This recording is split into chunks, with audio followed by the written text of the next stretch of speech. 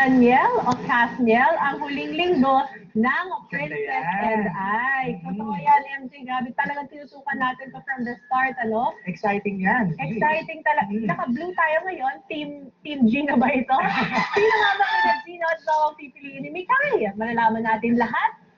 Nako, sabay-sabay tayo syempre sa Biyernes sa finale episode ng Princess and I. Pero syempre, eto ha, mga Casniel fans, huwag malulungkot dito sa pagtatapos ng Princess and I dahil agad-agad may nakaabang na gagawing teleserye ang Casniel. At ito ang personally excited ako ang kanilang launching movie ngayong summer na. Sa kanilang guesting sa The Buds hapon, nagpasalamat sila sa patuloy na suporta ng kanilang fans na talaga naman halos everyday trending dun sa tagumpay ng Princess and I. At syempre, hindi rin nakaligtas ang dalawa sa tanong kung nasaan na nga ba sila sa puso ng isa't isa. Ano ba talaga ang totoong dati? Nandun ka ba sa crush? Nandun ka sa nililigawan? Nandun ka sa admiration? Nandun ka sa infatuation? O nandun ka na sa stage na mahal mo na siya? Medyo malayo na ako. Oo, malayo ka na. Wala na yung crush. Wala na yung... Wala na yun. Ay, wala Tapos na na yung yung... grade 6 pa yun. Oh, high school. So, nasa ka?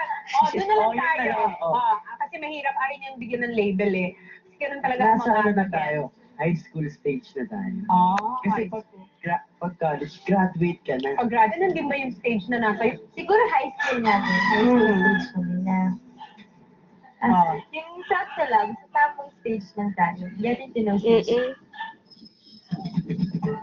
High school stage, getting to know. Ganun ba yun? No, actually, exciting itong magiging movie project ni Catherine C. Daniel dahil ang character ni Catherine dito parang babaeng, medyo may pagka-tomboy, hindi pa alam ang kanyang pagiging babaeng-babae at doon magbo-bloom siya into a lady. Hindi ba, MJ? Saka ano yan alam ko ang balita ko dyan, magla-lock in sila DJ for the movie. Parang 3 weeks, hindi sila, ilalayo sila sa outside world to... Baka ma-develop na talaga siya. Baka may college na. May workshop kasi kasama. Ay, pero maliban dyan sa Catherine and Daniel news, syempre may ibang tinutukan na balita itong si MJ Fresh na fresh from yesterday.